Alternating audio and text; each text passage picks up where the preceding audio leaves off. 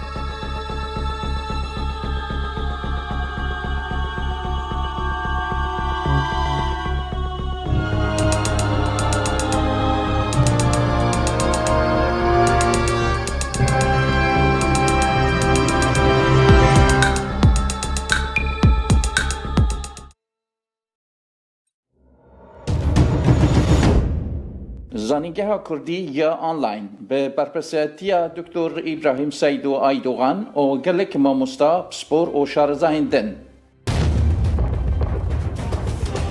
ما 24 با آوایگی زندی. او برنامه ل پروگرام زوم، یوتیوب، فیسبوک و اینستاگرام با آوای زندی تین پیشکش کردن.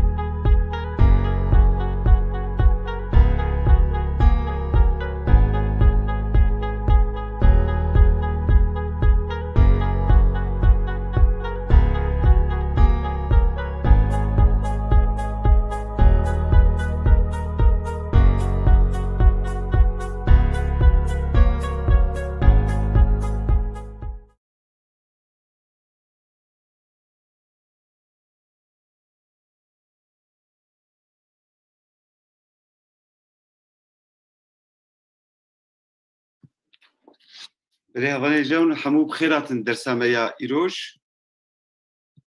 هیویدارمون همو باش بن و ماموستا عدنان جیل بدرایه هم جرد بيجن عدنان هم جرد بيجن ريناس كيكو ازيت جي بكم وكا هاف ريفابر جبوكو اگر بسكريك دركت تجو كاري بريفابر بي و برا تشتين كو تاب سيمينار خو على قدر تو كاري بارفا بكي يدي تجي ريفابر يعني جارنا هنكس كاربي بيجن ياو ما افكاسين كو ريفا دبن جيش دستلاتداریا خوب کارتینا حیران هون دبینین ام سیستما هفرگبریه بدرید تکتیل به های وجه هبه ایجا ایروش شخواه کسی که پارجی تبه درصد بون ما مستهی جالی کولینری ما عدنان ریناس باش ناس دکن جبر که هم گل خواتیوی به نواج وکا کرده تر ناس کرن به کردی ترکی و انگلیسی جی بداوی تشتیو هاتنه چاپ کرن سوسیولوگ جواک ناس ہے لسر دوران زیک یا کردان گل خواتیوی هنه یعنی سس هم بیشن گاوات بیشن دوران زیک جبر که دیروک تشتکی گل کی برفره گاوا که مرو چاوه کی سوسیولوژی که دیروک نره به تایبتی جی 7 سالا بیستان گلک شکاندن دنوا علم زانستیه جواکناسیه ده جی پکانین گلک اکولین که برای سروان دهاتن مشاندن ایدی متودین خواه یه نو آوا کرن و حتی پر متودی پر جلبی وکه علمین انتردیسیپلینر دناوی ده هیه جبرویه که جارنا هندی بینین زمان ناسک بحثا دیروکی دکه بحثا سیاستی دکه ویژه ناسک بحثا جواکی دکه جواک ناسک بحثا زمان و دیروکی دکه که دنوا زانستیه جواکی ده پر دیسیپلینری حتی انتردیسیپلینری ده هیه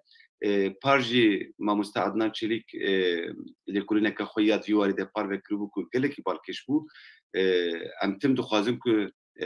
امج لکولینی استفاده بکن ایروجی شخو امهایم جه لهونه جنوها کشف بکن ایروجی همه بابت کوی یا بالکش که های گل کرداجی تونه اوی مرا پار بکن ما مست تو بخیراتی کرم بکن تو کاری مخلوقانه خو بکی درسیاته فرمو سپاس مامۆستا ناوە خێرە دابێ ڕۆژ باش و هەمیارە ئەوەلین و بەشداری بەرنامەی بوونێ جارێکی دی سپاس کرد بۆ بەخواندنەتە پڕ کێفخۆشم و ئیرۆ تێویدی بەرنامەیە بووم پارژی دیسا بەرنامەیەکی چێ کرد بوو بەڕاستی پڕ خۆشم بوو یەویدارە میرۆژی ئەمە ئەو بکەن ez yekêm sade hebe dixwazim ekrana xwe parve bikim ji ber ku hinek rahettir em belkî ew bişopînin pêşkeşiya xwe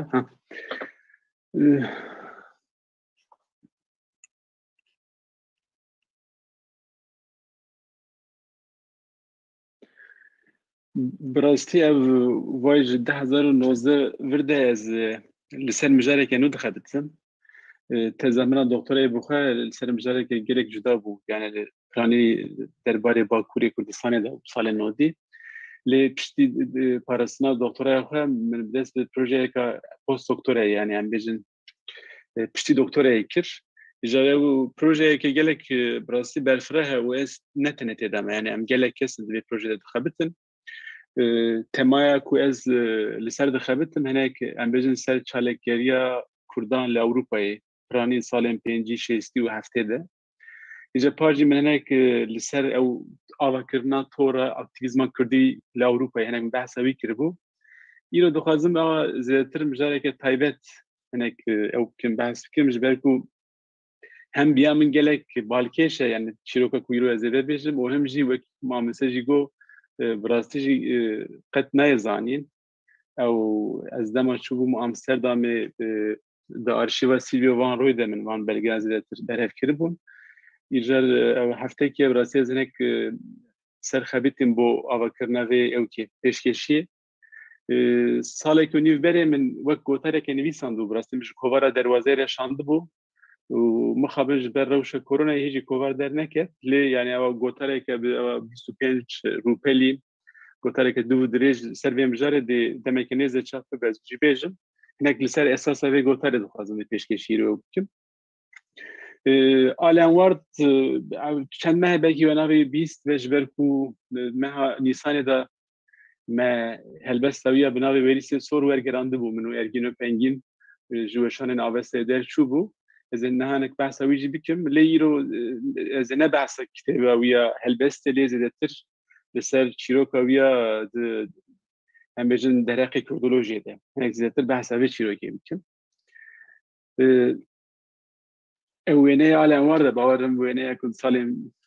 wexta emrê wî 20 salê an 25 sal ve wê çaxê kişandiye kurê wî jî nizane teqez kîjan salê datiye kişandin lê alen war bixwe ev kese 1937 de li Brîtanyayê li bajarê Wortingê hatiye dinê bixwe eslê xwe îrlandî ne lê malbata wî li başûrê Brîtanyayê binêcî bûye و پاش 2014 ده لاندورا لمیرکتی اندورا جیانا خوش دسته نه مهنک بحث اوی جیانا دو دريج بکن و پرانیجی ام بیجن چیروکاوی ها درباره کردان دا کردولوژیت من او که آماده کرد که ام راحت نک بشوپینن یعنی او ام بیجن نظام چاد بیجن تایملاین یعنی او ام بیجن ما مرسد بکاری شو هرگیر ام دبیجی خطا دمی ساعت تفکر یعنی او خطا دمی یا ام بیجن آل انوار ام کردن بشوپینن وکی کون دبینن بکرتاسی 37 دل بریتانیا جدایی دبر سال 5 دل اوکسفورد بش از ماناسی ده زنیگه اخراسکه پاشه ماستر خوش زنیگه اوکسفورد دیگه پس دیگه دابلینه ایرلندای ترینیتی کالج ده دکترای خو خلاص که در پاریس ماناسی ده demek ki kendiçe Hong Kong'e dimine o paşa ve digere jberku dayika alan var bir sal li Paris'e xabiti bu beriya şara cihana diye o jber ve tekili dayika ve gelek Fransa'ra hebu o alan var ji ambejin derdora malbati de gelek kesen Fransa'ya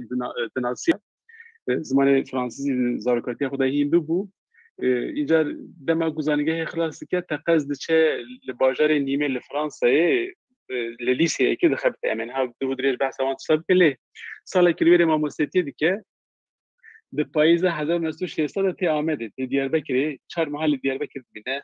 براستی و جیانا دیاربکر گلک بالکش یعنی دست بکن پشت ود گرد چه 1960 کلا لبارسلونا ایدیسا وقت ما مستزمان انگلیسی سال که درس ده و 1960 دیان در لاندوره لمیرکتی اندوره بجید و کم بجن ورکر سانفاری و حتی داویا جیان خوشی لاندوره دمینه چیروکا کو ایرو بوم بالکش بگومان پشتی سال 60 دست کرد که دما کو علموار دیاربکر ود گره بناوی لا کوردا روخا ام بجن وریس سور کتابک هلبست چاپ که لفرانسا جالی انستیا خباتن اوکسیتانی انا بحثاوی بکن پشت ام بیجن تکیلی به سیلویو وان روی داتینه او سیلویو وان روی پار بکی تبی رو ما بحث کرد او سرو که رکراوی جهانی کردستان یعنی کومله ناونتوی یا کردستان سرو که کومله بو لامستردام او کومله او بو تکیلی به سیلویو وان روی داتینه و ایدن خباتن می سر کردولوژی دست کن مموزینه وردگرنه انگلیزی بناوی همان کردی کتابه که گرامرش و کردیه باکور کرمانجیه باکور آمده که و پاش سر زازه چند وقتی بینیم پچوک نوتیم پچوک دنویسه و ور حاصل 2014 لاندوره جانا خوش دست ده نه جبو وی خطا دمه وی خطا زمان براستی از جده آرشیوا سودوه دادم یک آرشیوا قدر بلندی مای مزن اسمت شریف وانلی اونزانن کرده کی روجاوای لی اصلی خواه جوهانه با کوریه اسمت شریف وانلی داویه سال چلی ده دیچه لوزانه و حتی داویه جیانه خوش لی اوروپای جبو دوزا کردان جبو دوزا گلی کرد خباتن پر مسئله که پشتی کو جیانا خوش دست دیجی آرشیوا بیا تایبت نها جالی زنیگه هلوزانه تی پارستن آرشیوه که به هم پای از هر تنویه دیویژن براستی یعنی هون زانن د کنتکست کرده دا آرشیو پر نینن مخابن جبروی از هر تنویه آرشیو پیشنیار دکم یعنی جکلمه خواه که درفت ویه به که هم بکار بکا بگیدن لوزانه براستی آرشیوه که گلک دولمنده من gelek belge doküman ve arşive ukirın o beguman arşiva esatıcı ile Amsterdam'e arşiva Silvio Van Roy milverici gelek belge berhevkirne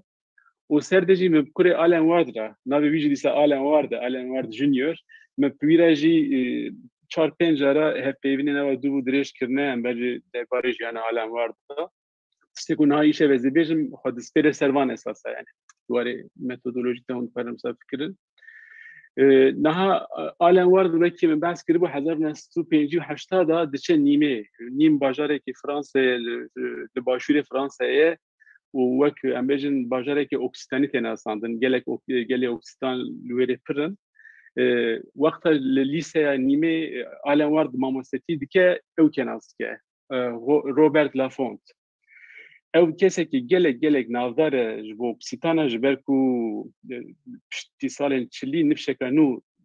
ya Oksîtana derdikeve holê ew nifş bi rastî ji bo doza gelê Oksîtan gelek karên mezin dike.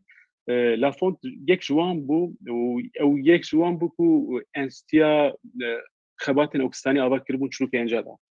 Îja wê çaxê La Font jî li lîseya Nîmê mamoste ye. û ew alen ward hevdû nas dikin li wê lîseyê û hevaltiya wan dest pê dike. Ew bilê rastê jî François Fontan ew jî dîsa yek entelektüelê Oksîtana ye Partiya Netewîya Oksîtana ava kiribû wî salên pêncî da û di salê şêstî de gelek çalak bû. Wan her du kesa ji bo ew ka yani ji bo em bêjin têgihiştina alen ward a derbarê kêmneteweyan de derbarê mînorîteyan de gelek mihîm bûn ji ber ku piştî ku bi wan re em bêjin ketibû têkiliyê êdîn hêdî li ser îlandîbûna xwe li ser em bêjin Oksîtana li ser Bretona li ser rewşa em bêjin mînorîteyên Ewropayê hêdî haydar dibû. Ji xênî wana kesekî dî jî heye dîsa niha wî ji bîr kir Pierre Lagarde ew jî li Toulousê bû wê çaxê. Toulouse dîsa bajarekî Oksîtana ye li Fransayê. Lagarde jî ji ber ku têkiliya wî û Oksîtanên Katalonyayê Barcelonayê gelek xurt bû alen ward bi saya Lagardeyê bi kesên Barcelonayê jî têkilî danî bû û ji xwe piştî ku salekî li Nîmê mamostetî dike derbasê Barcelonayê dibe salekî jî li wê re dixebite. Di vî demî de werhasil yani alen ward têkiliya wî Oksîtana şêrve. Nizam ve navê Oksîtana bihîstiya hene ew jî gelekî wek em bêjin bêdewletbekî Kurda biborin li Fransayê piranî li başûrê Fransayê li İtalyayê û li Katalonyayê em bêjin derbela bûye. Ew jî em bêjin wekî mînorîteyên Ewropayê din ji bo mafên xwe gelek em bêjin têkoşîn kirine. Robert Laffont 1971 da kitêbek bi Fransî dinivîse Décoloniser en France yani dekolonizekirin li Fransayê em karim wisa wergerînin. Di vê kitêbê de cara yekem Laffont rewşa Oksîtana li Fransayê di konteksta em bêjin kolonyalîzmê de dinixîne. Bi rastî ev kitêb dibe referansekê xurt ji bo mînorîteyên Ewropayê ji ber ku piştî vê kitêbê piranî mînorîteyên Ewropayê êdîn em bêjin tiştê ku hatiye serê wan di konteksta kolonyalîzmê de dinixînin. Ji ber vê jî ev kitêb gelek mihîm e ya ku Robert Laffont nivîsandiye. Mixabin kurê alen war jê nizane bi çi awayî alen war biryar daye ku biçe Diyarbekirê mamostetî bike. Yani bi rastî min gelek jê pirsî jî ew jî nizane lê tiştê ku em dizanin di destpêka îlona 1960 da alen war diçe Amedê. Wê çaxê belkî hûn dizanin Diyarbakir Marîf Kolejî em dibêjin. Koleja Marîfiye Perwedê ya Diyarbekirê ye bû. 1956 da li Diyarbekirê ava bû. Îja di vê kolejê de zimanê dersa İngilîzî bû. Alen war jî diçe li Diyarbakir Marîf Kolejî dersa İngilîzî û matematîkê dide. Bes 4 meh li Diyarbekirê dibîne çîroka wî hinek em bêjin dramatîk e. Dema ku digîje Diyarbekirê tiştê ku cara yekem bala wî dikişîne lê hay dibe ku li Diyarbekirê Kurd dijîn netir. Yani ew ji ber ku çûbû Tirkiye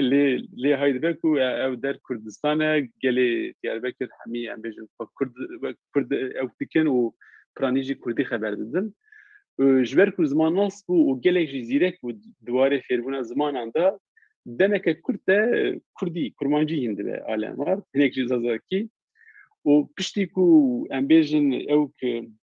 em bêjin mamosteyên lîseyê an otorîteyên mektebê lê hay dibin ku alen war ji bala wî Tirkî zêdetir li ser Kurdî ye cî de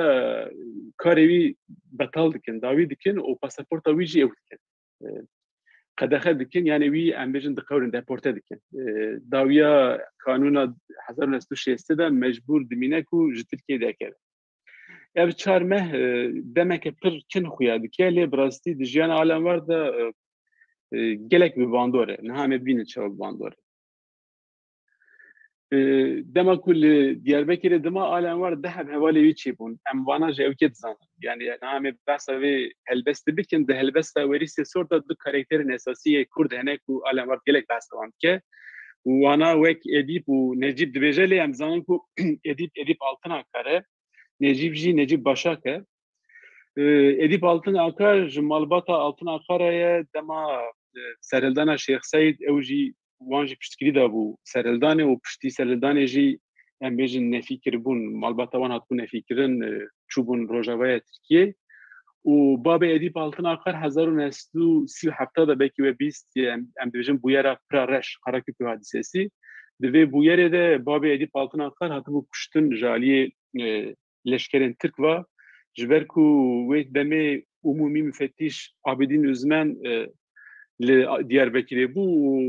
piştiku embejin veri hadiseye çedbe hinek gundiya u hinek embejin saroken kurda berhev dike u paşivan bule baran dikin yek şijwan bab edip altına akar bu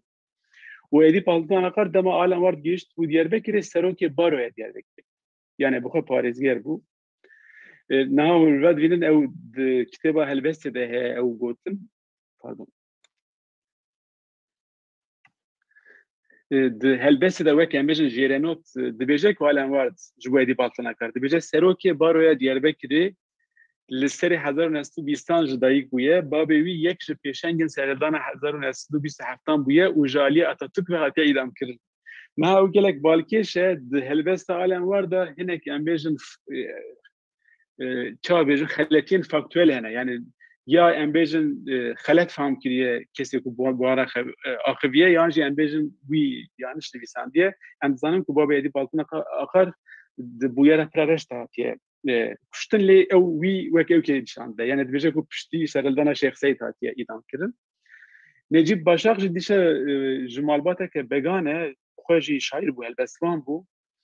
ji bo wî jî dibêje ku şaîrê Kurd li sala 1925 jidayî bûye ji ber fikrên xwe yên siyasî bûye alkolîk ew dikare birêya vexwarina alkolê Tirkan ji wî rûke yani Necip Başak jî bi vî awê pênase dike alem ward yani dibêje kesekî gelek em bêjin entelektüel bû lê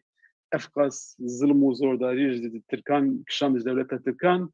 bes bi vexwarinê dikar bû wê travmayê ji wî bike wan her du hevalên xwe wisa pênase dike لê birastî de helbestê de van her du karakter gelek bînin ji bo ew kê ji bo bîranîn alem var piştî ku ji Tirkiye deporte dibe ve digere Avrupayê û 1964 de bi navê la Korda Roxa yani werîsê sor helbesteke du dirêj dinivîse ew helbest ji aliyê Enstitûya Xebatên Oksitanî ve tê çapkirin وکی میگو الان ورد وقت نیمه بو روبرت لافونت ناز کرد بو لافونت جی خو اواکر وی انستیه بو تکلیه هم موسا چه بو demek kuvvet gere bahsa Kürdistan'a dike bahsa Revşa Kürdan dike bala Oksistan'a dikşine o yadî ev yek seroke Oksistan'a buxweji endamê komele piştkiriya şoreşa Kürdistan'a bu ezin ha bahsa wî bikim yani tekiliye wî bi awê ji xwe Oksistan'a ra hebûn ew enstitû kitêba alen war di koleksiyona helbeste de çap dike bi rastî helbesteke gelek xurte yani rojekeke qismetle dixwazim bes ser helbestê pêşkêşiyek bikim ji ber ku biya min yani gelek awayên cuda meriv dikare wî helbestê binirxîne lê bes min ji bo destpêkê wê ew kê girt dibêje ji bo gelek Kurd ew ê di navê vextiya xwe de jî wisa heskiriye ji bo du gelên dijî ew du gelên din yek İrlandî ne yek jî Oksistanî ne ew baş zanin ku Tirk navê din jî li xwe dikin û ku dardakirin ne tekane ne jî rezîltirin rêya ji birbirînê ye yani vira meriv dibîne ku alem war çawa navbera Kurd û Oksistan û İrlandiyan de em bêjin ew qedereke wekevî ew qedereke em bêjin dibin zilm û zordariya kolonyalistan da ew nîşanî me dide û ew ji xwe temaya esasiya helbesta wî ye yani de helbestê de jî her tim meriv wan ewka dibîne helbestê bi du ziman çap dike alem war bi zimanê Fransî û bi zimanê Oksistanî wî bi xwe Oksistanî nivîsand bû lê wergerand bûn Fransî jî û bi du ziman çap kiribûn cana li ser Twitterê jî heval dipirsin we çima kitêba alem war bi Tirkî û Kurdî çap kiriye hinek jî li ser vê esasê me aslında bi Kurdî û Tirkî çap kir ji ber ku li vir jî ew yani alan war dixwest ku dengê wî bigî ji Tirkî yani ji bo helbest diyalogekî bi Tirkî re datîne bi dewleta Tirkî re datîne ku em bêjin tiştê ku hatiye serê Kurda û tiştê ku em bêjin Kurd berxwedane. Helbest wekî min got gelek dirêj e lê sê temayên esasî hene divê helbesta alanwar da yek em bêjin Diyarbekir wek bajarekî kevnare ye wek bajarekî gelek dîrokî pênase dike yani diçe gelek ji 3000 berê dest pê dike heta îro yani ji bo dîroka Amedê Diyarbekirê çi guherî nek behsa wan tişta dike. Dikotomiyek şey kiriye yani alîkî de jî em bêjin gelên otokton yên ew kê yên Diyarbekirê wek Kurd Ermen û ji aliyê din gelên ku hatine em bêjin Diyarbekir dagir kirine. Ji Bîzansa bigire heta Parta ji Tirka bigire heta Misiriya yani ewa dikotomiyek şey dike ji bo her diya. Temaya duyem Diyarbekir'a rojane yani alan var çar mehl wêrê mabû lê bi rastî çavdedîn gelek balkêş û Kurd bi xwe re birbûn yani ji ber ku gelek bala wî kişand bû çand û dîrok û jiyana rojaneya Diyarbekirê gelek ewa tiştên orijinal hene yani meriv wexta salên şêstiyên Diyarbekir merak bike meriv di vê helbest de gelek temayên cuda cuda dikare peyda bike. Ya dawî jî temaya dawî jî Diyarbekir weka bajarekî Kurdan û dibin zulm û zordariya dewleta Tirkan de ew pênase dike û sebeba jan û êşa Kurda jî bi vê ve alaqedar dike. Yani alan war biya min gelek dibin konteksta gelê Oksistanê de mabû ji ber ku hevalê wî Oksitan bûn piştî ku hatibû ew jî êdin li Diyarbekirê bi wî çavê de nêrê yani bi çavekî Diyarbekir wek bajarekî em bêjin wek kolonyayeke dewleta Tirkan. Bêguman meriv matmayî nabîne kitêb dawiya 64 de derdikeve 66 da kitêb ji aliyê dewleta Tirkiye ve tê qedexekirin yani li vir hûn ew biryarnameya qedexekirinê dibînin tiştê ku balkêş li vir ji bo zimanê Oksistanî jî gotiye yani ziman Fransızî û di nav paranteza jî lehçeya Oksitanî yani meriv wêrê ew ka dewletê dibîne yani ew lojîka dewletê çawa dimeşe zanî em zanin ku zimanê Oksistanî ne lehçeyeke zimanê Fransî zimaneke bi ser xwe ye lê wan wisa binavkirine 66 da kitêb tê qedexekirin qedexekirina kitêbê biya min ji du aliyan pir mihîm e ji bo min. Yek dibe ku alan war vê kitêbê ji hevalên xwe yên Diyarbekir reşandibû û wêrê peyda kiribû. Yani ew îhtimaleke. İhtimala duyem jî em dizanin ku konsolosên Tirkiye di salên şêstî da di warê berhevkirina îstixbaratê de gelek Kurd gelek çalak bûn. Hema derbarê Kurdan da tiştekî derbikete li Ewropayê cî da em bêjin dewletê agahdar dikirin. Ji van her diya yek kîjan bêje em nîzanin lê bi awayekî kitêb gêje dewletê û kitêb tê qedexekirin. Me vê kitêbê wekî min got meha Nîsanê min û Ergîn me wergerand bi Kurdî û Tirkî û me em bêjin ewkekî pêşgotineke biçûk jî nivîsan derbarê konteksta helbestê de lê wekî min got ez îro zêdetir dixwazim hinek behsa çîroka alan war da kurdolojiyê bikim. Niha par jî min behs kiribû di salên şêstî da dikarim bêjim ku sê sazî sê komeleyên esasî hebûn ku ji bo aktivîzma Kurdan çalak bûn li Ewropayê. Yek komeleya xwendekarên Kurd li Ewropayê. Ew komele 1965 de li Almanyayê ava bû. Lê di salên şêstî da em bêjin nêzîka 27 şaxên wan li Ewropayê û li Sovyetê hebûn. Gelek komeleyeke çalak bû nêzî 2000 endamên komeleyê hebûn û ji ber ku şoreşa îlonê li başûrê Kurdistanê dest pê kiribû 61 da ew komele em bêjin wek konsolosên em bêjin doza Kurda dixebitiyan. Ji xênê komeleya xwendekarên Kurd li Ewropayê di komeleyên din hebûn ew komele ne ji aliyê Kurda ve hatibû amadekirin lê wek em bêjin Kurd yani dostên Kurdan bûn hevalbendên Kurdan bûn. Yek li Parîsê 1963 da ji aliyê Jean-Pierre Viano hatibû amadekirin ew Comité de la Solidarité à la Révolution Kurde. Wê çaxê ji ber ku piranî têkiliyê wan bi başûrê Kurdistanê re bûn her tim navê soranî bikar danîn Komîteyî Piştgirî Şorişî Kurdistan. Ev komele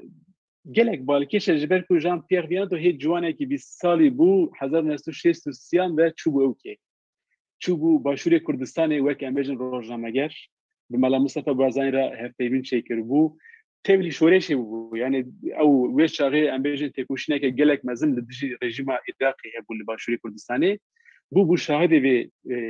têkoşînê piştî ku vegerî bû Parîsê biryar da bû ku komeleyeka piştgiriyê ji bo Kurda ava bikin. İja tiştê herî balkêş ji bo vê komeleyê ew bû ku endamên komelê hema bêje piraniya wan ew ji bi xwe jî endamên mînorîteyên ku li Ewropayê dijiyan yani ew bi xwe jî wekî Kurda em bêjin ew yên din bûn yani mînorîte bûn. Mesela yek serokê Yekîtiya Valdotanan bû, yek em bêjin endamê tevgera Netewîya Baskiyan bû, yek serokê tevgera Reforma Walonê bû û yek em bêjin edîtorê rojnameya Le Peuple Breton bû. Yani hemû kesên ku endamê komîteyê bûn bi xwe jî mînorîte yani ji mînorîte yani ew jî ya li Fransayê ya li İspanyayê ya li Brîtanyayê ew jî dibin zilma wan dewletan da bûn û ew jî wek gelekî bê dewlet hewl didan ku mafên xwe bigirin. İja Jean-Pierre Vianney ji xênî wî jî li ser Kurda jî dixebitî. Ji xwe 1969 de li Parîsê li zanîgeha mamoste Seydo Aydoğan wêrê dixwend û teza xwe jî wêrê parast bû pardon teza xwe parast û paşê jî li wêrê dest bi xebatê kiribû ders dida. Derbarê tevgera Netewîya Kurdan da ders dida li Înalpê. Ez gelek değişim dema ku ez behsa Jean-Pierre Vianney dikim ji ber ku hê 34 salî bû jiyana xwe ji dest da. Çûbû Belûcistanê ji bo piştkiriya gelê Belûca û li wêrê yani hê jî meriv nizane ku ji bo çi jiyana xwe ji dest da lê wêrê dimre û wêrê diveşêrin. Yani gora wî jî hê li Belûcistanê ye. Ez niha difikirim dibêjim gelo heke Jean-Pierre Vianney û bijiya çi pira ji bo gelê Kurd bêguman de gelek tiştên pîroz ji bo Kurda bikire. Înca çima ez behsa vê komîteyê dikim hûn niha bînin li Fransayê li Parîsê ew heye sîte unîversiter mamoste pir baş zane ev em bêjin ciyê razana xwendekar e. Ciyekê pir mezin e ji hemî dewletan em bêjin xwendekar li wêrê dibînin ji ber ku her dewlet hatiye wêrê malekê çêkiriye li gorî çanda xwe, li gorî folklora xwe, li gorî mîmariya xwe û xwendekarên ku ji wan dewleta tên Parîsê bo xwendinê li wan mala dibînin. Kampüsekî pir mezin e. İca 1966 de bi navê Fête des Nations yani Şahiya Milletan, Şahiya Neteweyan şevekî çêdibe wek festîvalek li sîte unîversiter çêdibe. İnca ev komîteya piştgiriya şoreşê Kurdistanê di vê şevê da belavokek belav dike. Navê belavokê helbestek bi zimanê Oksitanî li ser Kurdistan.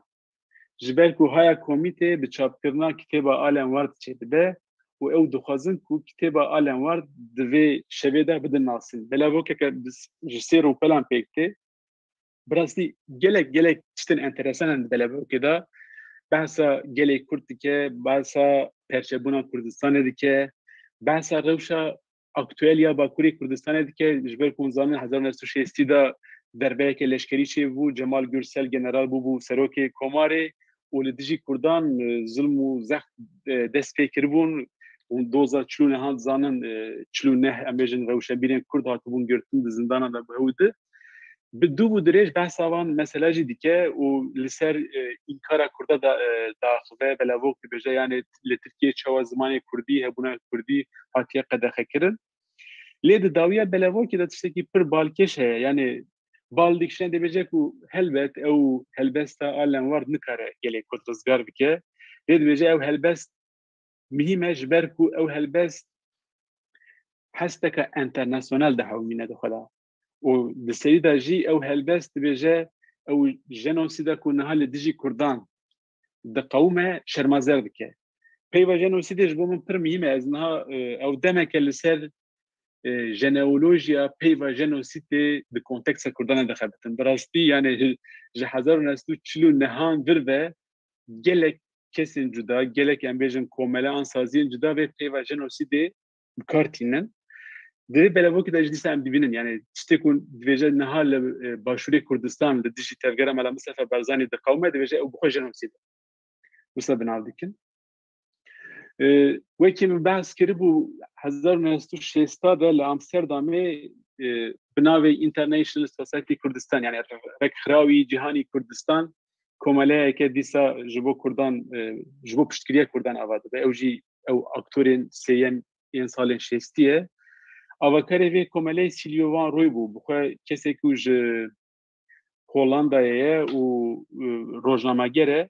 1959 de li Vîyanayê Kongreya Komeleya Xwendekarên Kurd heye. Kamuran Bedirxan jî divê kongreyê de beşdar dibe. Îca Silvio Van Roy wê şax li otelê bi tesadüfî liqayê Kamuran Bedirxan tê hevdû nas dikin û piştî ku Kamuran Bedirxan guhdar dike dibêje baş e divê em jî piştgiriyê bidin doza gelê Kurd payîza 1960 de vê komeleyê ava dike. Piştî ku Silvio Van Roy vê komeleyê ava kiribû têkiliyên wî hem bi komeleya xwendekarên Kurd li Ewropayê re hem jî bi ew komîteya piştgiriya şoreşê Kurdistana şêbû ji ber ku li Ewropayê kî derbarê Kurdan de kar dikir merak dikir û têkilî bi Jean-Pierre Viano re danî bû. Jean-Pierre Viano her mehê ji Silvio Van Roy re em bêjin bîbûrateke biçûk dişan. Ji ber ku komeleyê bi navê Kurdish Facts ewkek kovareke derdixist her mehê ew divê kovarê de em bêjin ewkekî ji bo tiştên derhexê Kurdan da tiştên li ser Kurdan da çapbûne wek lîsteyekî çê dikirin. Jean-Pierre Viano jî yê ku li Fransayê bi Fransî çap dibûn hemî ji Silvio Van Roy dişan. Îja di nameyeka xwe de behsa kitêba Alenwar dike. Dibêje bi navê kesekî bi navê Alenwar kitêbeka helbestê li ser Kurdan nivîsandiye. Ew gelek bala Silvio Van Roy dikişîne û Silvio Van Roy ji Enstitûya Xebatên Oksitanî re name dişîne. Hûn li vir divînin nameya wî 24 Haziran 24 Hazirana 1966 name dişîne ji Enstitûya dibêje ku ji kerema xwe ez min bihîst ku di koleksiyona we de kitêbeke wisa derketî gelek hûn kar ji bişniyan na. Di demeke gelek Kurd de sekreterê Enstitûya Oksitanî jî jê re bersivê de dibêje sersera serçava em ê kitêbê ji te re bişînin û ser de jî adresa navnîşana Alenwar jî didin Silvio Van Roy.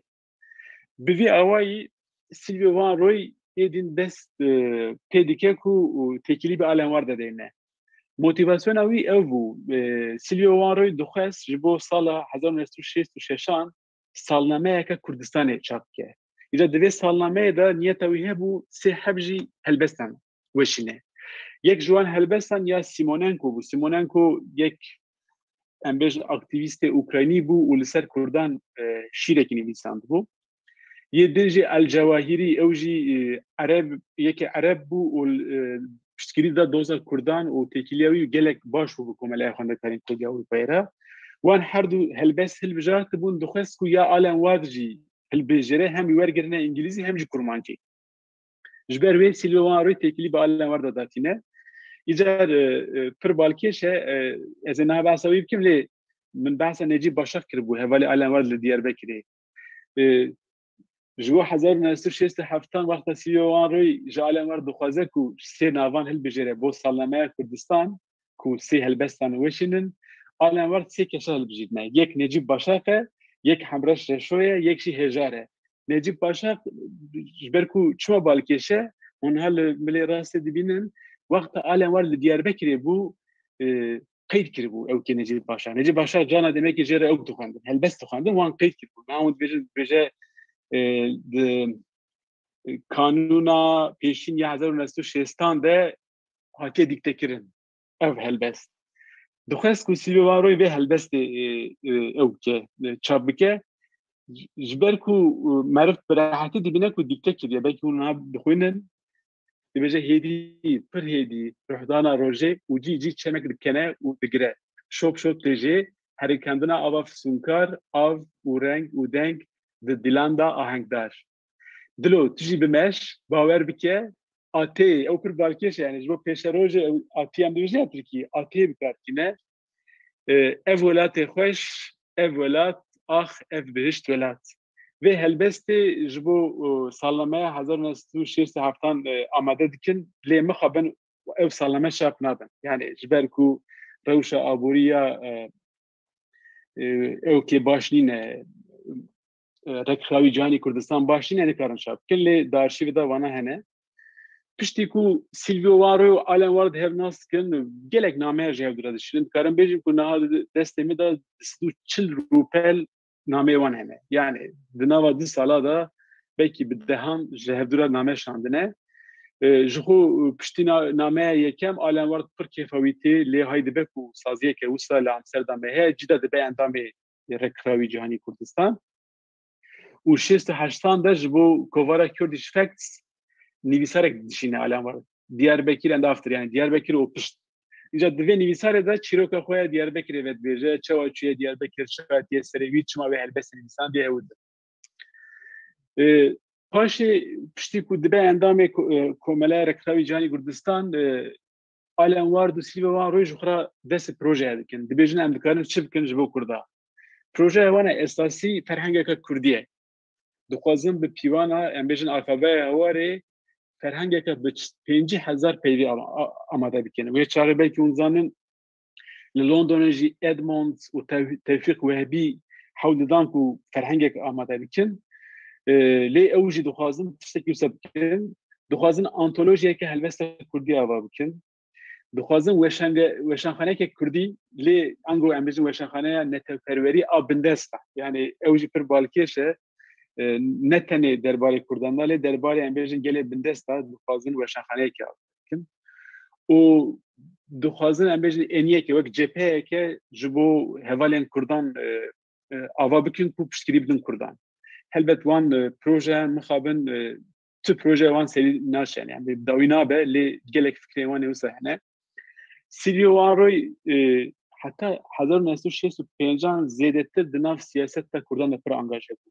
يعني جبركو شورشا ايلون جلك چالاك بو جلك امبيجن بو ير دهاتن دگيشتن اوروباي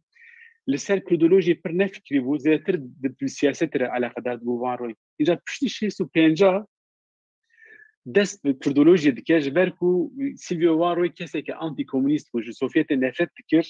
و باور دکر کو دویل اروپای ناوند که کردولوژی خرد آوابه بکو به آلترناتیفا کردولوژی سوویتی ام باش زانن کو دما ام دیجن سالن شستی کردولوژی سوویتی به هر اوایی گلک پیشکتیه و گلک جی ام بیجن اوکه در بچاوه ایجاج بو ویجی سیلویو واروی دخواست امستردام بکن ناوند کردولوژی لاوروپای جخو تکیلی وقتا با آلم ورد داتینه دنامه خواه یکم ده ویا به اشکره دبیجه از دخوازم دبن سیوانا رکخاوی جهانی کردستان ده ناونده که کردولوژی آقا بکر دنامه که خواه جالم ورد شاندیه تحصا بازار دیگه یعنی دبیجه درفته که بازار چوا بو کردولوژی هر کو ام دکارن انگاجه به بازار دبن سی اوکان دبیجه یک هر شخص کم بیجی هیدی دولت بیانی ایدن به مسئله کردان را علاقه دارد. جبر کو پشتی شورش ایلوانی. یا دویم دیوژه کو وشان دزمانی ایدیم بالا کسان دکشینن. و یا سیم جی دیوژه نتنه لامریکایی ایدیم لحمی جهان کردستان دنیای خبات میدانی زیاده پوپولر بونه ام دکارن درباره کردان دا تشتکی وسط کرد. و نامه که دیجی فیزیبیلیته که چه دیگه دنیویسه جالم وارد دشینه او فیزیبیلیته دا یعنی د امبیجن سالا 68 ده روشا کردولوژی لاوروپای چاو بخوازه وی جالم وارد بیجه اون لیسته که دیبینن دیوژه که ام ورا بکن ناوند کردولوژی گلک رقیب مهنه جبر مهنه یک دیوژه او کسین کو به دولت را کار دکن مثلا وک مکاروس اون زنه لامریکای بو و تکیلی وی گلک خورد بو امبیجن ارتش امریکایی را یک دیوژه کسین وک مکاروس هنه لجیمه یک دیوژه کردولوژین پیر یعنی مثلا توما بوا لفرانسای آن امبیجن ادوانس بریتانیای دیوژه وانا جی دجین هر شخص پیر بنجی اوجی گلک خورتن ین زیرک وانا وی گوتنه از من بس موت برگرم ین زیرک مکنزی گلک بن باندورا مکنز دادم سی و وان پروژه هست کرد یک دیوژه روشنبیرن کردن وک محمد مکری و شغل پاریس بو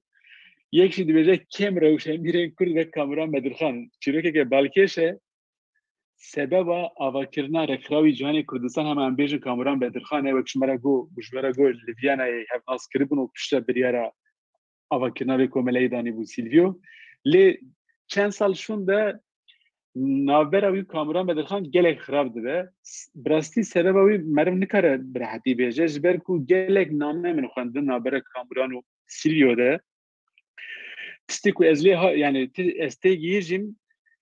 Kamuran Bedirxan di desteka salên şêstî de nûçeyek ji Silvio re dişine ku ji bo Kurdish Facts em bêjin çap bike. Înca Silvio di vê nûçeyê de hinek ewkan diguherîne. Hinek tiştan diguherîne û ew qet xweşa Kamuran naşe, Kamuran Bedirxan naşe. Piştî wî jî Kamuran êdîn hêdî xwe vedkêşe naxweze bi Silvio wan rû re têkilî deyne. û ji xwe wexta em digêjin şêst û heşta êdîn navbera wan bi temamî xwe bûye Silvio em bêjin biye neyarê Kamuran Bedirxan ji ber vê jî wekî hûn dibînin wek kêm rewşenbîr wî pênase dike. Alen war piştî ku em bêjin şêst û şeşa de Silvio wan rû nas kir bû endamê Rekxawî Cihanê Kurdistan dîsa vegeriya ser notên xwe yên ku li Diyarbekirê girtibû yani çar mehverê mabû lê gelek bi rastî not girtibûn derbarê zimanê Kurdî de û dest bi nivîsandina hinek tişta dike ji bo komeleyê. Xebata wî ya yekem wergera me mûzînê ye em ê niha behs bikin. Pirse bi navê Elements of Kurdish yani wek Hêmanên Kurdî kitêbeke ji bo em bêjin zimannasiya Kurdî çê dike dinivîse û çend xebatên biçûk derbarê zazayan da wan jî ji Silvio re dişine dixwazin çap bikin lê mixwazin ew nayê çap kirin. Xebata wî ya yekem wergera me mûzînê ye bêguman hûn zanin yani wergera nivîsandin ya me mûzîna esasî ya Ahmedê Xan ye lê balkêşa alen war wê ew nake terciheke pir cuda dike dengbêj Atarê Cano heye li Ermenistanê dijî wê çaxê 1955 de Heciyê Cindî bi Atarê Cano re em bêjin qeydekî çê dike. Di vê qeydê de Atarê Cano û me mûzînê vedibêje. û pişta şêst û diyan de jî Heciyê Cindî vê qeydê em bêjin wek kitêbek çap dike. Alen war vê versiyona me mûzînê hildibêje ji bo wergera İngilîzî. Di pêşgotinên de behs dike yani dibêje bêguman teksta sereke ya me mûzînê ya Ahmedê Xan ye tuşik nîne lê dibêje min xwest ku ez versiyoneka ewa çanda devkî hilbijêrim bo wergera İngilîzî. Alen war ji ber ku ew bi alfabeya Kirîlî hatibû nivîsandin wî latînize dike li gorî pîvanên em bêjin alfabeya hewarê û pişta jî werdigerine İngilîzî. Di 1969 de di kovara Kurdish Facts de em ewka wî îlana me mûzînê dibînin ku êdîn çap bûye kes dikarin ji xwe re em bêjin sipariş bikin an bistînin. Li vir hûn dibînin dema ku cara yekem li ser em bêjin rêya postayê ji Silvio wan rû re ew şandibû alen war. Em bêjin pêşgotina me mûzînê hûn dibînin li Andorrayê Nîsana 1968 de vê pêşgotinê nivîsandibû. û ew jî em bêjin wek ewkekî rûpeleke ji me mûzînê ye ku wergerandiye İngilîzî. Xebata wî ya duyem xebateke cidî bû li gorî alen war ji ber ku gelek dem girtibû bi rastî amadekirina wî bi navê Elements of Kurdish yani Hêmanên Kurdî kitêbeka wa heftê heştê rûpelî amade dike ji bo Kurdiya Bakur kurmancî. Biya min ji bo du tişta ev kitêb gelek mühîm e. Yek em dizanin ku di heta salên şêstî hem li Ermenistan yani em bêjin li welatên Sovyetê hem jî li başûr an Rojhilatê Kurdistanê gelek em bêjin antropolog an zimannas çûbûn li ser zimanên Kurda xebat kiribûn. Lê ji ber ku li Tirkiye qedexe bû kes nikaribû bişe Bakurê Kurdistanê xebatên meydanî bike derbarê zimanên ziman an jî çanda Kurdî de. Ew em dikarin bêjin ku hema cara yekem bu alen ward em bêjin di dema komara Tirkiye'de çûbû Diyarbekir xebateke meydanî kiribû. Yani li Diyarbekirê mabû, qeyd kiribû, nivîsandibû û li ser vê esasî vê kitêbê amade kiribû. Ew orijinaliteyeke dide vê xebatê. û ya duyem jî yani ew ke bi rastî alen war di ji destpêkê heta dawiyê her tim xwe dispêre alfebeya hewarê ji ber ku ew Silvio wan roy gelek nameyan da vê neqaşê dikin û her tim em bêjin wek rojevekî dibêjin divê em Kurda ikna bikin ku herkes alfebeya hewarê bikarbîne. Ji xwe Silvio wan roy yani gelek divê warê de hişk bû yani wî bawer dikir ku avakirina netewek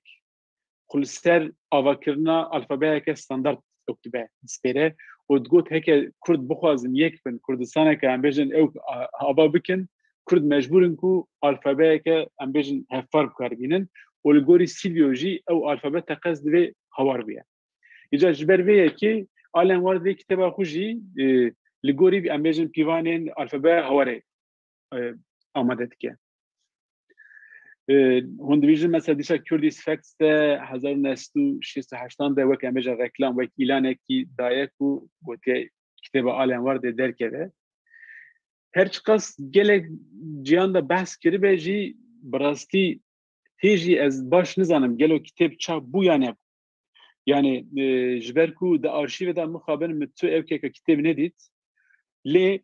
kurê alen war ji min re versiyona ku 1979 de alen war wek versiyona duyem amade kiribû wîşan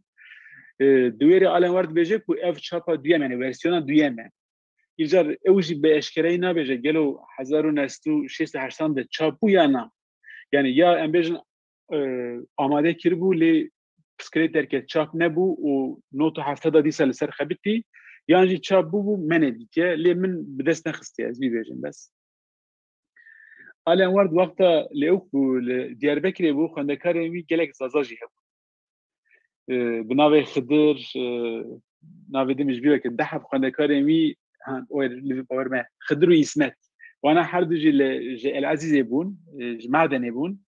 û alen war di ji wan xwendekaran gelek hes dikir û piştî ku bi xwendekara xeber da lê haybû ku ji xênî kurmancî zareveyeke dî jî heye zazakî. Îcar gelek tişta dipirsî ji xwendekarên xwe derbarê zazakî de jî hinek tişta berhev dikir. 66 de Silvio wan roy ra bi navê Zaza çend têbînî notekî ewa 11 rûpelî dişîne. Di van notan da em bêjin hinek hewl dide ku ew ka zimanê zazakî nîşanî me bide ka zimanekî çawa ye. Balkêşe alen war dibêje her çi qas materyalên ku di destê min de kêm bin jî ez sedî sed îkna bûme ku zazakî ne zimanekî Kurdî ye. İdeyeke wî wisa ye dibêje zazakî zimanekî îranî ser xwe ye lê ew jî dibêje bêguman têkiliyeke simbiyotik naberê kurmancî û zazakî de heye dibêje têkiliyeke sosyolojîk nabera em bêjin nasameya wan de heye dibêje ew berbiçave lê dibêje gêştina vê qenetê ku zazakî zimanekî cuda ye pir balkêş e yani ew wisa difkire ji xwe re. Dîsa li ser zazakî şîrove û analîz li ser hevokên zaza yên li kok ew belkî hûn zanin Albert von li kok di sala 1903 de kitêbek derbarê zazakî de amade kiribû. Hinek em bêjin gotinê zazakî berhev kiribûn. Îca alen war di vê notê da hinek analîza vê teksta ew li kok dike.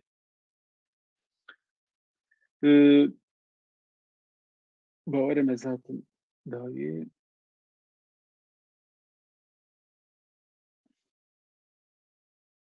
okey. Yani bi giştî em dikarin wisa bêjin alen war kesekî bi tena serê xwe bi rastî ciwanekî hê 23 salî wexta çûbû Diyarbekirê ji nişka ve ketibû dinyayeke dî em bêjin Kurd nas kiribûn û gelek jî bi rastî dibin bandora Diyarbekirê de mabû. Yani kurê wî dibêje ku her tim behsa Diyarbekirê dike ji me ra digot ku çi qas mêvanperver bûn çi qas însanên baş bûn. Hatta dibêje wexta ku biryara deportasyona wî dikin yani wî ji Tirkiye diqewirînin dibêje alen war gotiye ku beriya ku biryar hat ji min re hevalên min ên Diyarbekirî xeberê ji min re anîn gotin ku li xwe haydar be tiştekî wisa biqewime. Yani gelek ewa dostaniyeke wîya em bêjin hestiyarî bi Kurdara bi Diyarbekirî re çêbû bû û piştî wî jî ji ber ku zimannas bû ji ber ku konteksteka bindestî hebû diwarê Kurdan de jî alen war biryar da li ser Kurda kar bike li ser Kurda xebatan bike û bêguman nasnameya wê îlandî hevalû derdora wî ya em bêjin ku li Okîstanyayê an li Katalonyayê wana jî dîsa cesaret dan alen war li ser em bêjin neteweyeke we Kurdan bixebite û piştî wî jî em dibînin ku dawiya salên şêstî de ew xebatên balkêş dike belkî bala we kişan dibe yani mixabin şêst û nehan de çîroka me ew dibe di cemî de ji ber ku di arşîva Silvio Van Roy de piştî şêst û nehan tu name tu agahî nîne ji xwe piştî 1971 kovara Kurdî ji fekt zer nakeve û em bêjin çalakiyên Rekrawî Cîhanî Kurdistan jî salên heftê de hemen bêje wenda dibin em nikarin wê şopê ew bikin em bêjin bişopînin ka gelo çi qewmî piştî şêst û neha em bêjin çi qewmî bi Silvio Van Roy têkiliya Silvio Van Roy alen war çi bu em ê nikarin mixabin bişopînin tiştekî balkêşî Silvio Van Roy havîna 1968 de diçe Andorrayê sê hefte li mala alen war dibîne diçe betlaneyê wêrê alen war du cara tê Amsterdamê ji ber ku kitêbxaneyeke gelek mezin ya Rekrawî Cîhanî Kurdistan hebû li Amsterdamê û gelek tê bû çavkaniyên derbarê kurdolojî de berhev kiribûman alen war tê wêrê gelek xebatan dike ji bo zimanê Kurdî ziman Asya Kurdî yani têkiliyeke wisa heye û tiştê dawî ku gelek bala mikişan di nameyan de wexta behsa rewşa kurdolojiya salên şêstî dikin tiştekî pir balkêş dibêjin dibêje alen war di nameyeka xwe de dibêje aqilê min disekine efqa kurdologên mêyên li Ewropayê hene em bêjin behsa Edmonds dike Toma Bua dike behsa Mihemed Mukri dike dibêje ya wana tu kesî Rûsî nizanin û pir diheyîre ya dibêje kesê ku Rûsî nizane gelo dê çawa be kurdolog yani bi rastî ew gotina alen war gelek bala mikişan û ew bi xwe jî dema ku dest bi xebata li ser em bêjin Kurdî dike cî da dest bi qursa zimanê Rûsî dike Silvio Van Roy jî yani ew jî diwarê metodolojiyê de gelek bala min dîşine yani bi rastî di salên şêstî de wisa difikire yani alen war dibêje yeke tu bikaribî ser zimanê Kurdî ser metodolojiyê bixebitî divî ya tir Rûsî an Farsî teqez bizanî ew jî wek em bêjin notekî ez dixwazim bêjim ev xas yani heke pirs hebin em dikarin devam bikim lê biya min ev xas bes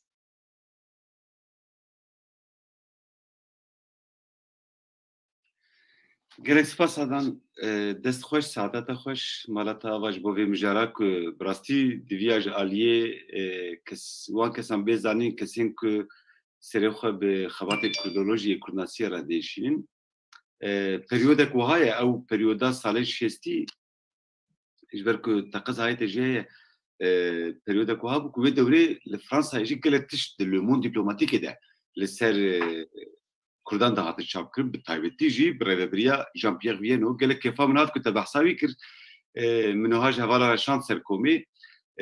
di sala 1907 de du gotarên Jean-Pierre Viano di Le Monde Diplomatique de rojnameya Le Monde Diplomatique tê çapkirin ewana min wergerand bu Kurdî sala 2010 di Le Monde Diplomatique Kurdî de me wergerand û pirtûka arşîva bîra Kurdan de jî hatine çapkirin gava ku mirov dixwîne mirov dibêje qey Kurdan nivîsandiye ew nivîs yani ew qasî engajene ji ber wê ew komelaya ji bo piştgiriya doza Kurdî ku Roy û Ward û Viano hemûyên din piştavê girtiye ya jî ava kiriye û xebatiye birine mirov dibîne ku arşîveke pir dewlemend lê pê xweştine û malata ava ji ber ku tu ez çend cara dibîn tu wê arşîvê exploatê tu wê arşîvê derdixî pêşiya me da ku em têkiliyên wê dewrê fan bikin bivê nevê tu ji dizanî ku bandora Kamuran Bedirxan wê dewrê ser wan gelek bû ji xwe bi îhtimaleke pir mezin Jean-Pierre Viano jî şagirtekî Kamuran Bedirxan bû ji ber ku berê mamoste bibûne min wî negot ez karim niha mala te va te wî got 1971 de dewleta Tirk ew gotara ku Jean-Pierre Viano Le Monde Diplomatique de ew kiribû wî werdigerine Tirkî wekî hizmeta özel yani dawayekî veşartî wî werdigerine Tirkî û wêrê jî ji xwe dibêje ku Jean-Pierre Viano yek em bêjin şagirdê Kamuran Bedirxan e rast spas heta nivîsa wî ez vir bi destûrate nîşanî hevala bidim vaya min li vir vekir min lînka wê şan jî hevala re ev nivîse bextreşiya milletekî bêdewlet بله ku behsa wê dike û her wiha min nivîseke wî ya din jî peyda kir lê derê ew jî min wergerandibû ji xwe sala 2010 de via Evet, devleta Türk via wergerine Kurdistan û milleteke parçekirî aynen Kurdistan û milleteke parçekirî ji bo hevalê me ku dixwazin bixwînin lînka vê jî ji we re bişîrin ha min lînkaya dişan ev jî di pirtûka arşîva Bîra Kurdan de hatiye çapkirin ji bo kesê ku bixwazin bixwînin wê dewrê hem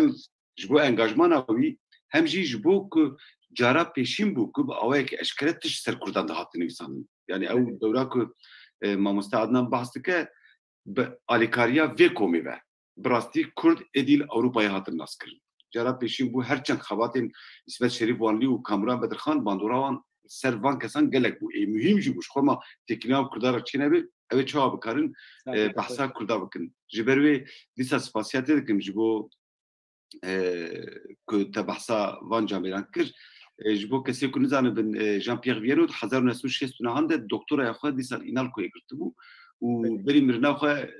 bêjin qey salekê an du salan jî li Inalcoyê mamostetiya wek te got xwe mamostetiya dîroka Kurdistanê kiribû tiştekî gelekî ecêb e ku mirov dibîne ka gelo çawa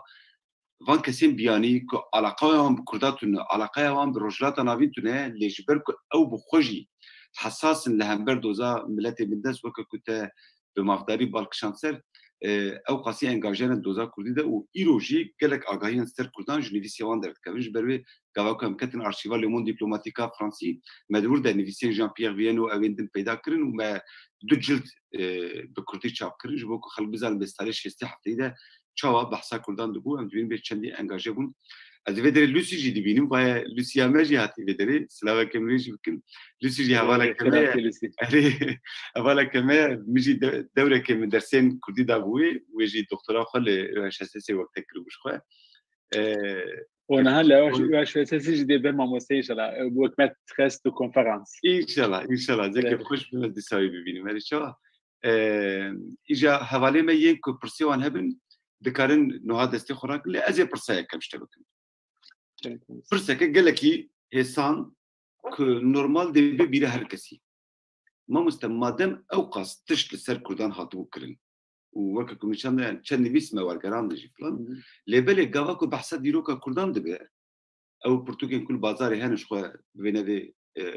hayê te ji min bêtir ji wan heye ji ber ku warê te ye em pir kêm van referansan dibînin mesela ji bo çi lêkolînerên li ser dîroka Kurdan xebitîne van referansan bi kar nayînin ji bo çi neketine van arşîvan ji bo çi qet behsa van kesayetiyan nebûye û çima weke ku te destpêka semînera xwe de got çima nayên nas kirin pirsa herî sana ew gelo mirov dikare çawa vê şîrove bike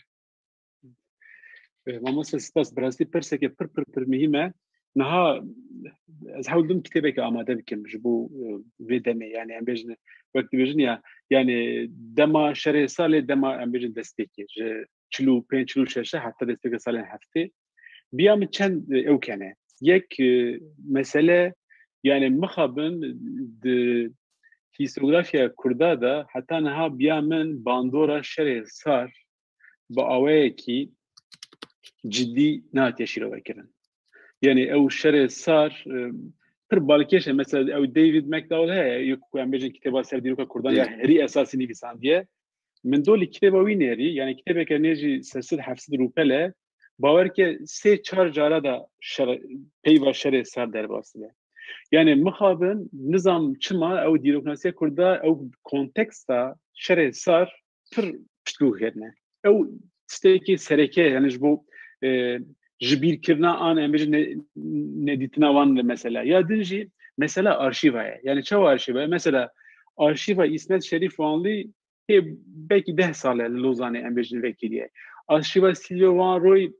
herî zêde 20 salê ku heye yani ew arşîvên ku îro em diçin bi giştî dikarin wan belgeya dokûmana teva bi hev re bimînin heta niha mixabin ew arşîv tune bûn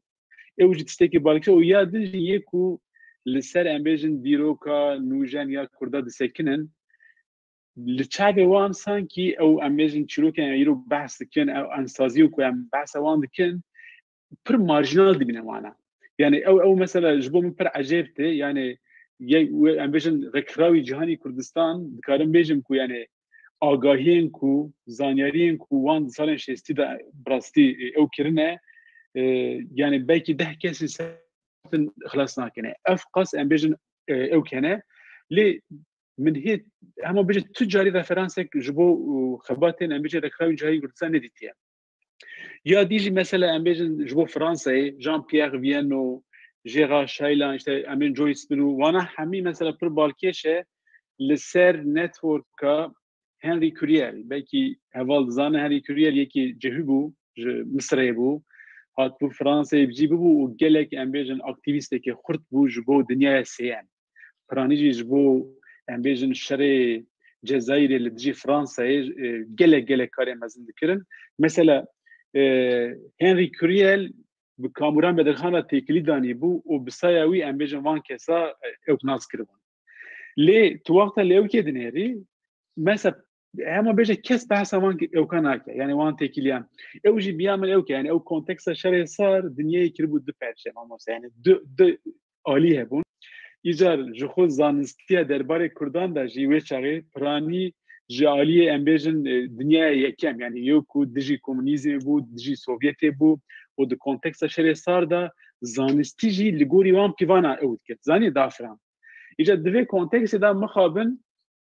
او زانیارین کو امبیجن دیسپیرن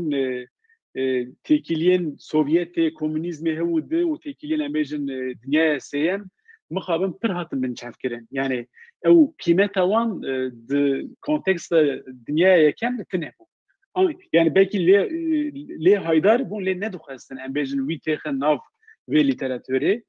وبراستيجي تتشتكي پر مهم جو نها از دبينم يعني جبو ديروكا كردان اسا سالا ديستامين جبو چار پرچه دبيجم و جبو دياسپورا اي پريودا كو هري كم خبات لسر هاتنه كرن او پريودا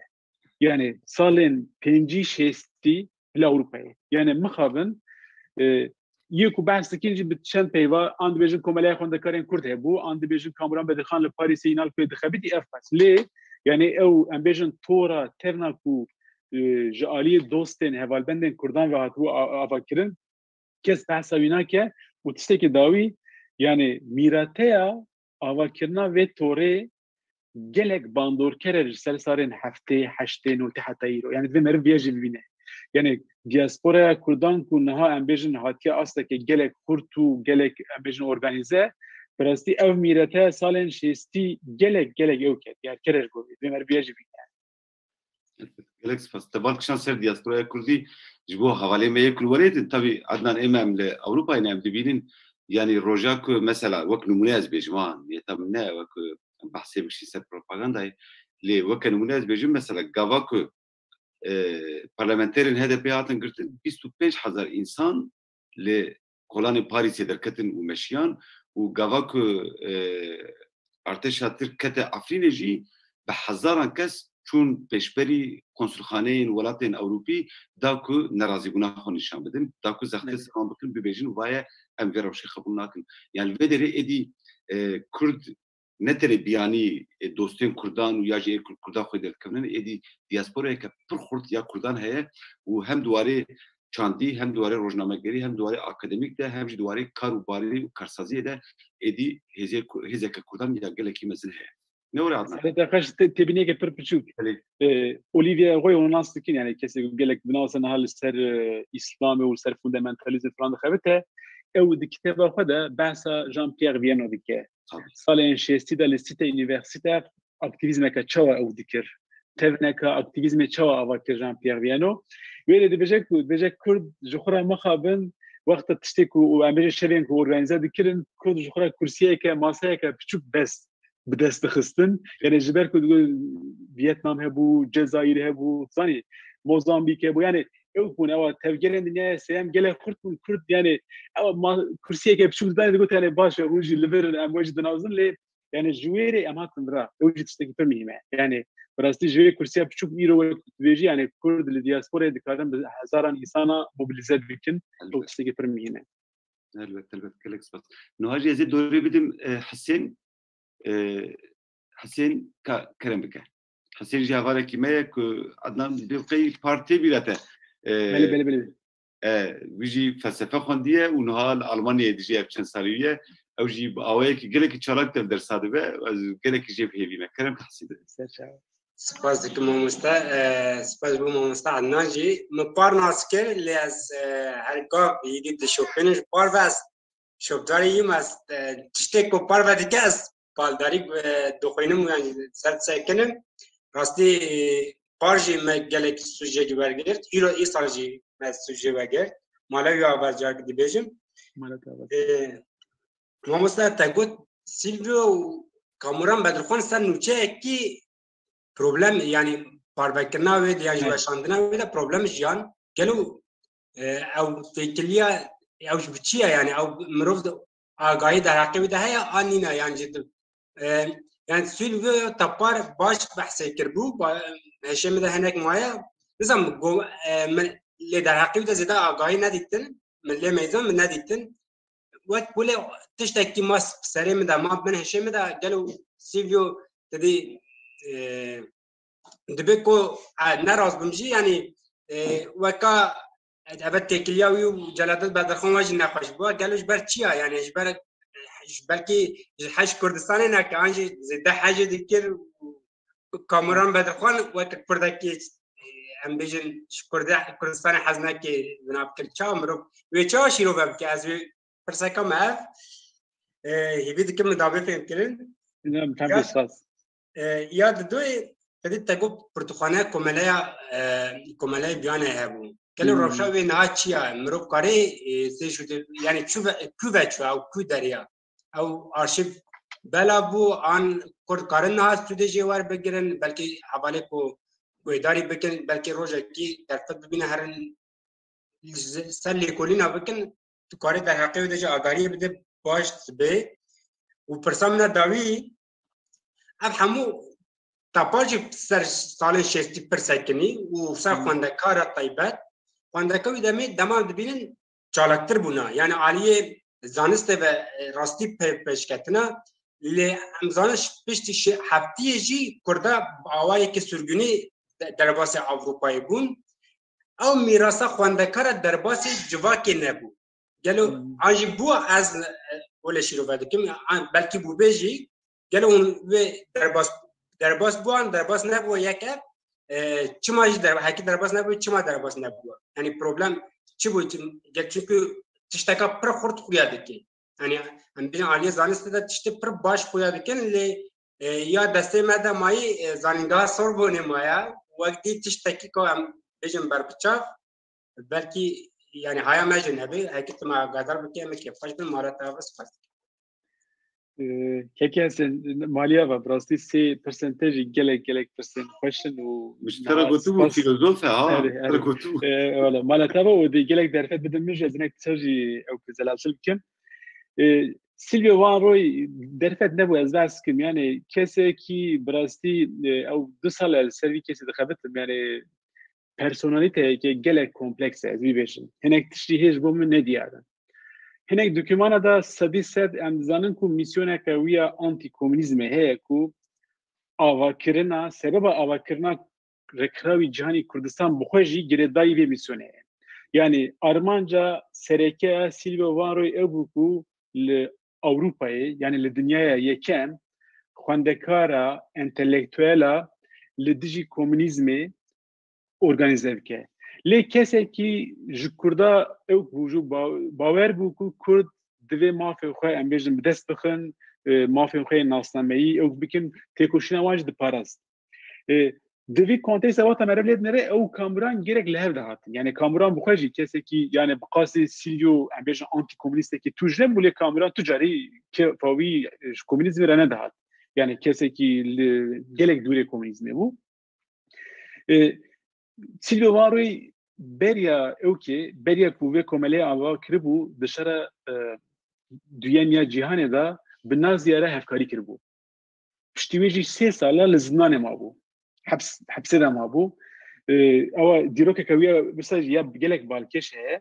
ایجا سالن شستی دا کریز اویا یکم به کامرا راچید و وکیم سرگو یعنی دنامه دا مرف tam nageje sebeba esası çiğ. Belki 3 jara Silvio ji Toma bu ara name dişine یا دویجه خاطره خوده یعنی کامران جمع خیلیه برسیم نامه نده کاری هیم بیگلو چه مسئله لی قاسی که من اوکی یعنی کامران جیرا نوچه دشینه نامه دشینه هنک امبیجن آگاهی تایبت که نابرا وانده دوی مینن بحث که ایجا سیلوی وانا جیدا دی کردش فکت است چاپ که وقتا چاپ که کامران اوجه عاجز دبه یا دویم سیلویو گلک جم مصطفى بارزانی هست کرد یعنی کارم کسی که چون مالاوی نه مثلا من اوکی شفیق قزاز خواند نامه‌ای دبیجه دما کو از چون مالا سیلویو وان روی تکوی هندر ملی چپ پوستر مالا مصطفى بارزانی ابو یعنی افخش مالا مصطفى بارزانی هست کرد و 650 تزانی نابره امیجن هندر پدکی دا کریز اکتاد کرد ابراهیم احمد و مام جلال بدیجی مصطفى بارزانی درد کردن او درزا یکم نابره پارتی درد که وقت او درد که سیلویو دیجی دا پشتگیری دا مصطفى بارزانی و مام جلال و امبیجن ابراهیم احمد وک امبیجن آژان انگلیزا نشان داده کریزا سیام جی وقت کو شر کو نابره فلسطینی و اسرائیل لچه به پر بالکش سیلویو پشتگیری دا اسرائیل دبیجه کو کرد بو من عجیب تی کرد دشن پشتگیری دن عربا دوی تقص پشتگیری دن عربا پشتگیری بدن اوکی جویا ایجا یعنی او بیجن او کویا چون دواره پولیتیکای دا گلک کریزا دادخه ام بیجن عمر شیخ موس کرده که روجاوای بکن زانه یک آواکری یعنی که عمر شیخ موس مثلا حتی 680 ام ببینیم که او سیلویو وان جابدر نامه داشتن 680 قط بج برکو یدین سیلویو ام بیجن دکتوردیش فکستا لدیجی ام بیجن طالبانی لدیجی یعنی که ما پیشی گلک تستن خراب دبیجه ور حاصل یعنی سیلویو وکی مشترکو از نکارم بیجم کو یعنی صد اوه لکتستکو از تدگیجم آجاندا یکویه تایبته بو و آجاندا ویجی او بو کو کردا عربا دور بخه کردا سوویت باندورا سوویت دور بخه کردا انتگری دنیا یکم بکه یعنی لگوری وی او که سبروجا کردا دوی او که دا بو ایجا دوی کنتکس داجی همی امیجن خباته وی سروی او که بو کامران جی مخابن خو وقت معرف دیگه دایا سالن شیسی تاکید داد که نیو انتلکتوال یعنی ایدین افکار کامران امیجن تجربیه ایدین کامران یود که لی چند سیستمی بالکیش یعنی از بیجی مثلا نامه که دا جو عالم وادا دشینه یود بیجه واناج یعنی ناوی میرکتی لخو کرنه وک بیجه یعنی میرک آتی اینال خوی بیه پروفسور هیجی تیتر میر بکارتینه مثلا دیجه یو پر عجیبه دیجه یعنی امهاتنه وی ساله مادم تفق ام بیشن دوزگری دوزا کردی او چی یعنی تیجی دوزا میرکتید کی او جیه کی جی توما بواره دیجه کامران جبه کو میره دیجه کو جمع خیندر کسی نزانه یعنی کریتیکی ویجی وسانه لی یعنی نزانم ایجن سیلو ام بیشن ویا ج او که خود بیجه آنجراستی از ویزان پرتوخانه ام زانن کو سالن شتی دا پرتوخانه هری دولمند یا اروپای پرتوخانه کو سیلویو آماده که بود براستی هر او که دا ام دیوینن گله کتابین بالکشتن فکلی به جلیل دانی بود ماموسه جلیل جرا هر مه کتاب شاند کتابین کل سوویتی درباره کردان دا درباره کردولوژی دا چاپ بون جلیل جرا دشان آنجل پراگ عدل کریکابووا هبو لیسی دکی ناست که عدل جی او کردولوژی که بود ویجی گله کتاب جرا شاند لی مخاب نها لامستردام او انستیا نامنیتی دیروک جواکی ده اموان همو کتابا نابین یعنی هنک دا آرشیو دا پاراس نه لی پرانی وان کتابان کارم بیجی کو مینن و مخابن امن زانن لکنه جی مبکیچا سیلویو وان رو تکلی دانی مجرا ناوی که 5 روپیلی شاند یعنی ناوی که دو درش و درد خوشا وگوت یعنی آرشیو چوا هاتی پاراستن چوا امیجن دیاری انستیا کرنه هودی مخابن درسم ندانه پرسه داوی پر مهمه مخابن او میرته چالاکیا اکتیویزم خواندکاران در باسی ام بجن پینابرا آن کارکرین کرده پر نبو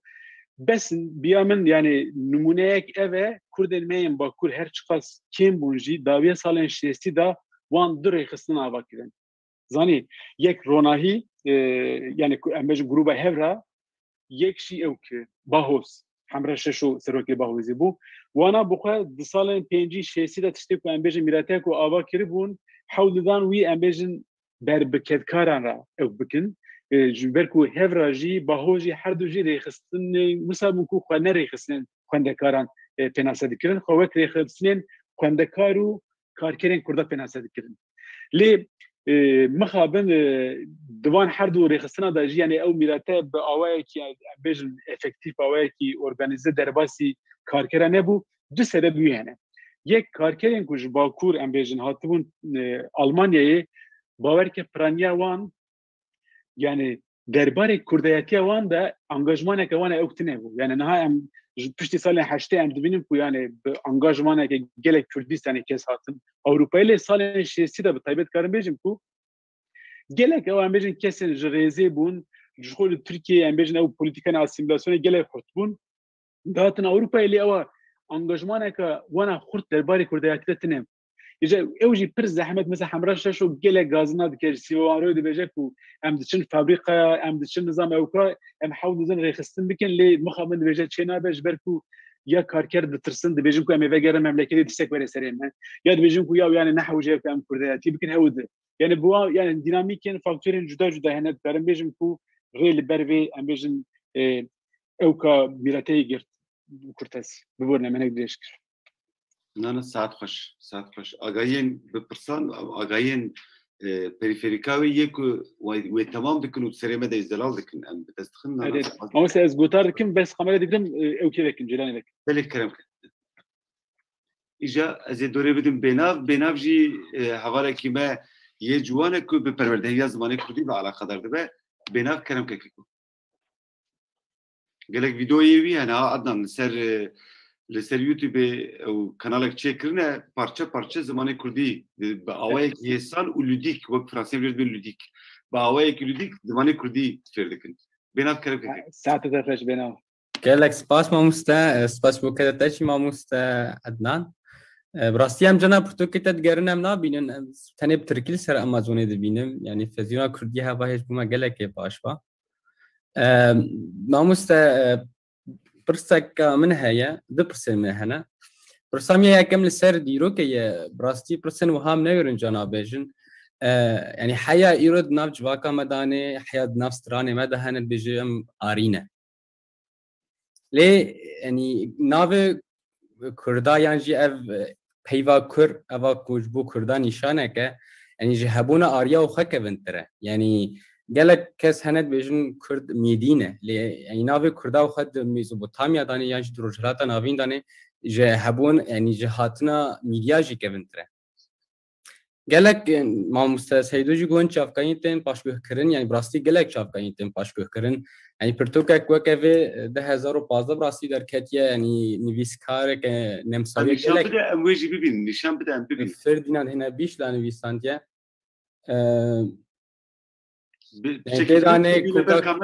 بینه بر کامرای هم ببینیم اتونه پیوی کامرای تنهای سری بپیوت برای موجود في برتوكيدانية يعني أو كرداج عالية كي ناسيفانه شنور ناسيفانه هر وهاجي مرو ناسيفانه كوكاوا شروفات كوهم جي سر زمانه كرديت بيو قالك تشتري سر أرجع تي في بيجا يعني مخابن برتوكن وهاتم باشوه كرن يعني دسلاداريا باشور كردستاني جركا و برتوكا ورجرنا كردي يعني شي عربي دا كوهر كسب بخوينا دوی پرتوکه دانه و هم گلک پرتوکه دنجی با مهنه بالمانیات ننویساندن گلک تش سر دیروکا کردیته گوتن لیم خابن افتش نایم بلاف کرن دما کو از نویرم بیجم کردکی امنا آرینه یعنی جی تشتکوها هیا هم سروی تشتتشد بیش یعنی دیروک هیا کور هنل سراحت نویساندن کنگ افتش تشیب یعنی شما حیا ایرود جواکا مدان تشتی و هناین کرن و شما نویسکارن ماین کرد اینکو دیروکا کردی نویسن لو به آری بونه و گریداینه یعنی وقت حشکو شانازیه کجبومه كيكي بينا مالي آغا بدي هر تشتي والله يتمافتاري يعني مخابن يعني قوتاري مني كردي تشابون لي قصة دبو إن شاء الله هيك تزا منها الفرنسي دردشة سر خيري هيك دردشة بيزبي تقص برجر كردي يعني إنها بروجي كمان وسهية سادسة تبلي تماما دوي ورجر بينكرن يعني مخابن قدر ما كردايا يعني أو نیل زمانی من دبن سیوان نتیجه دولت هنده و سر داجی امروز که زمانی من زمان بیانی لسر ما جلك براسي زحمتيان شديكن يعني حمية حمان أو تدجين كيكو از بخا وكي ماموسه سيدو قلت از بخا لسر ديروكا سلا بيستمي دخل براسي از نديروك ناسن از يعني نكرم تشير بيك يمكن درباري مسألة آريان ده لي بس كرم تستك بيجم كدوي دواري أركيولوجيا ده هريكيم دواري أركيولوجيا ده خبات بيتن كرين يعني مخبن لسر كده حتى نها دواري أركيولوجيا ده خبات هاتمين كرينجي بالزمان بيانيا ناتنا ورقراندن جبر في براسي امزانن او ميتكي هي درباري امبيجن اريبونا مديبونا كردان ده و ميتكي نويش يعني تدمال خويبوني دنيري بسالن سيره و شارجي او ميتبو چقاس راست چقاس برو از وین زانم لی دوی خبات بيتن يعني هر چقاس نهات تجي باش زاني كو لوموزيا دواري اركيولوجيا الدنيا امبيجن خباتات نكرن اولی که من آرکیولوژی بایم بهراتون پاریس جبو اوکی جبو خواندنیم براستی وی گلک تستن بالکه شرطم دگوت یعنی تشتکم مجوی فهم کرده بود دگوت یعنی آرکیولوژی تشتکی وسایه یعنی به هزاران خبات تکرم ده هر خباتی دا قیدک هفو که yani bir kere merifti merif vakti hemiye berhef ki vak amejim puzzle ki merif dikare rastiye demek ki derxe inca bu kurdan mukhabın خبات موسى هينين بيدي بخباتها هي وبيدي بورجرات كانوا يبيجن يعني يقول جالك سباس ساعات تخش يعني حمود تبينين جالك يباركيشن دبكو هن خبات باشنا الناس كرن لألبت قدا كل ناسيجي هرچند جدما كدريج ببروتوكي فردوه ده ليكوني فردوه ده تده هبن قدا كل ناسيه وارك نويا يعني ام بيجي بيشيل خم كربين يروش چكسي كو كاركي بكم برجين درس هذا قلت چكسي كو كاركي بك دبكسي هيك براستي يعني هيجي وهاي بريت ده كزر خبتي بنت دبكسي هيك شو ما جبركو تي بيشي او تشتكو وك ما مستعدنا قلت او تشتكو بريت هاتنا كرنتي وام بدي برهب بلكي تبينين النو جدرخي رين النوجي نشاري ما بدي جبو ورقري جاز قازم بدستورا ما مستعدنا تبينيه كلي ده بكم بري كان خلاص كن انه ها ازانم كو لباشورجي خباتك ورقريه يا برفرات سبيكريه والباكورش خواه ونزانن تاكا كسي بجي خباتن هنا ده 15 سالين داوين بتايبتي خبات الورقريه هنا اللي باوايا كي فرميل روجافاجي خباتك هي نها ايدي اوجي هن برهم وتشافكانين دواري زانستين جواكي ده ورقرين كردي جبو كسي كو نزل من الفيديو المسكينيه كي بدم بورتوكين فرانس فانون بلكي ازجي فرانسي ورقرين كردي ازجي بلكي بيا ويا غير وقتها من شي بيبه باحتمال كبرمزري ان شاء الله ازي بورتوكين فرانس فانون ورقرين كردي بلكي ما بري فرانسي خدنا جا فالاج مر جاكن مگو کاز دبنرن چو خاص کارم بکن او خاص گوری دمه امل سر بخوتن ل از باورم امه